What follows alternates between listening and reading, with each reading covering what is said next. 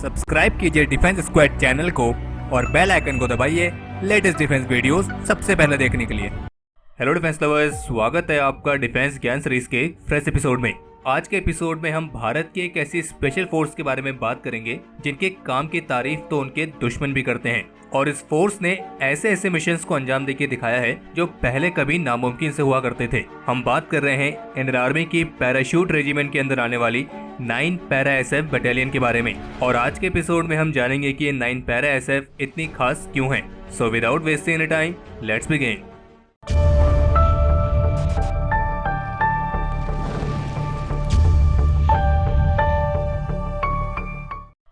Video में आगे बढ़ने से पहले हम आपको बताना चाहेंगे कि हम parachute regiment, para special force और पैरा स्पेशल फोर्स को कैसे ज्वाइन किया जाता है, इन सब सवालों से संबंधित हम वीडियोस ऑलरेडी पहले बना चुके हैं। अगर आपने वो वीडियोस नहीं देखी हैं तो आप उन्हें भी जाकर जरूर देखें, क्योंकि उनसे भी आपको भारत की इस एलीट पैरा स्पेशल फोर्स के बारे में काफी कुछ नया जानने को मिलेगा। और उन सभी वीडियोस का लिंक हमने आपको इस वीडियो के आई बटन में दे दिया है।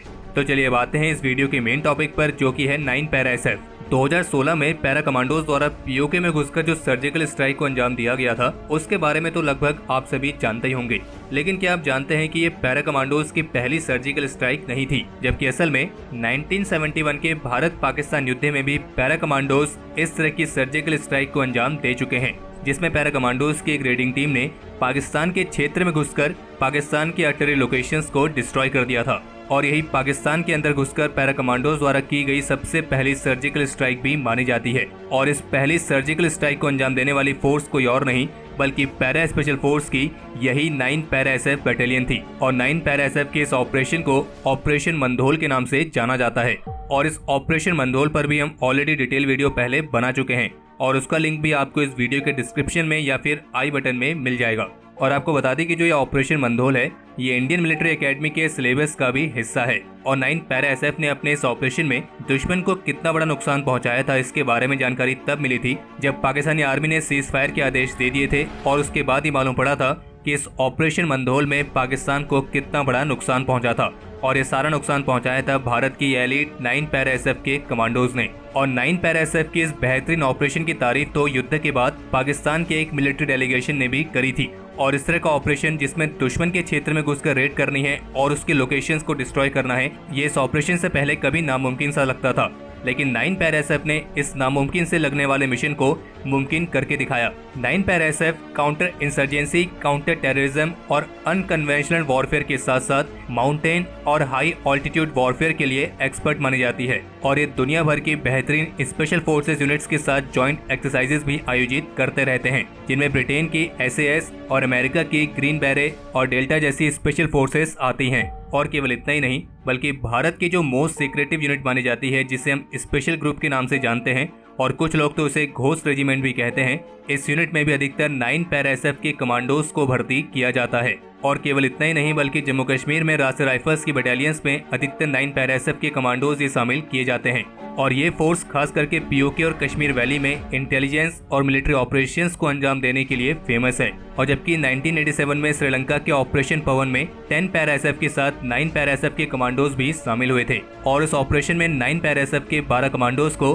श्रीलंका में इंडियन हाई कमीशन की सुरक्षा की जिम्मेदारी सौंपी गई थी, जो कि उनने बखूबी निभाई थी। और केवल इतना ही नहीं बल्कि 2001 के ऑपरेशन अपाचे में भी यही 9 पैरा एसएफ के कमांडोज शामिल रहे थे, जिसमें 9 पैरा एसएफ के कमांडोज ने एलओसी को क्रॉस किया था और उन्होंने अपने टारगेट के लिए उसी एरिया को चूज किया था जो पाकिस्तानी आर्मी की सबसे बड़ी ब्रिगेड से महज 1 किलोमीटर की ही दूरी पर स्थित था। और ये ऑपरेशन पाकिस्तानी आतंकियों के अमानवीय कृत्य के खिलाफ एक कार्रवाई थी, क्योंकि 2001 में पाकिस्तानी आतंकियों की कश्मीर में घुसपैठ की घटनाएं काफी ज्यादा बढ़ने लगी थी। और ये पाकिस्तानी आतंकी कश्मीर के मासूम लोगों को मारते थे और वहाँ की शांति को भंग करने की कोशिश करते थे। और ये हद तो तब हो गई थी जब कश्मीर की पीसफुल कम्युनिटी माने जाने वाली बकरवाल पर इन आतंकियों ने काफी अमानवीय तरीके से हमले करने शुरू किए और कईयों के तो सर काट के ले जाते थे और उनके जानवरों को भी चुरा लेते थे। और तब जाकर इस कम्युनिटी के लोग इंडियन आर्मी के पास मदद के लिए पहुंचे थे और फिर इंडियन आर्मी की 9 पैरा एसएफ ने इन पाकिस्तानी आतंकियों को उन्हीं की भाषा में जवाब दिया था। और 9 पैरा एसएफ का ये जवाब कितना घातक था,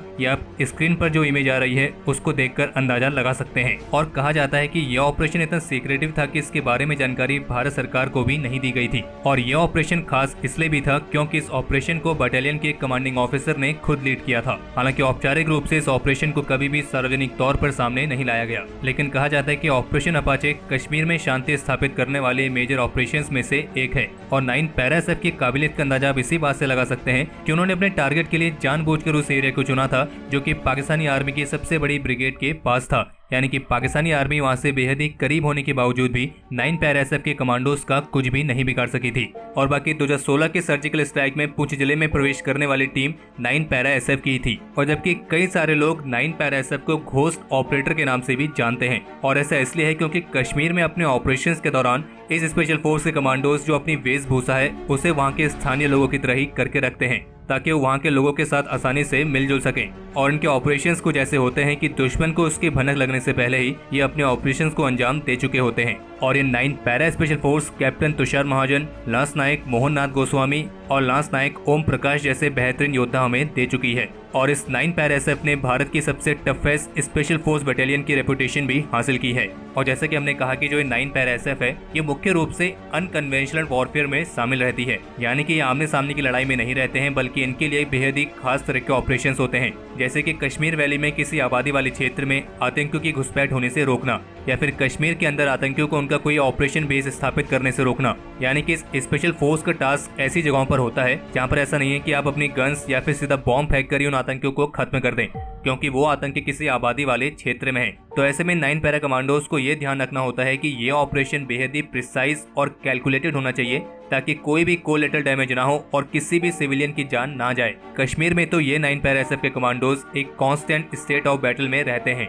बाकी कश्मीर में 9 पैरा एसएफ के साथ 1 पैरा एसएफ और 4 पैरा एसएफ भी तैनात रहती है और उनके अपने अलग अलग टास्क होते हैं। और आपको ये भी बता दें कि 10 पैरा एसएफ जो कि डेजर्ट स्कॉर्पियंस के नाम से जानी जाती है क्योंकि ये डेजर्ट वॉरफेयर के लिए सबसे ज्यादा एक्सपर्ट है। और इस 10 पैरा एसएफ के बनने के पीछे भी 9 पैरा एसएफ ही जिम्मेदार है। और केवल 10 पैरा एसएफ ही नहीं बल्कि 11 पैरा एसएफ, 21 पैरा एसएफ और 3 पैरा एसएफ, इनके पीछे भी 9 पैरा एसएफ ही जिम्मेदार है। और इनके साथ साथ नेशनल सिक्योरिटी गार्ड के स्पेशल एक्शन ग्रुप के पीछे भी ये फोर्स जिम्मेदार मानी जाती है। बाकी भारत के अन्य सिक्योरिटी फोर्सेस की तरह ही इस 9 पैरा एसएफ के ऑपरेशंस भी कुछ ऐसे होते हैं कि उनके पूरा होने के बाद ये लोगों को मालूम पड़ता है कि ये कारनामा 9 पैरा एसएफ के कमांडोज ने किया है। और बाकी इन कमांडोज की काबिलियत के बारे में आप जितना सोच सकते हैं वो इनकी असल काबिलियत का केवल कुछ ही % हिस्सा है, क्योंकि अगर इन्हें स्पेशल फोर्स का दर्जा दिया गया है तो जाहिर सी बात है इनमें कुछ न कुछ स्पेशल बात तो जरूर होगी, जिस तरह हमारे देश के अन्य सभी स्पेशल फोर्सेस में वो बात है। और वे सभी अपने अपने कार्य में एक्सपर्ट हैं। और आप किसी भी एक स्पेशल फोर्स को किसी दूसरे स्पेशल फोर्स से कंपेयर नहीं कर सकते हैं, क्योंकि सभी फोर्सेस के टास्क अलग अलग होते हैं और इसी वजह से उनके कार्य करने का तरीका भी अलग अलग होता है।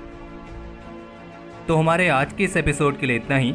अगर आपको ये एपिसोड पसंद आया हो तो इस वीडियो को लाइक करे बिना कहीं ना जाएं।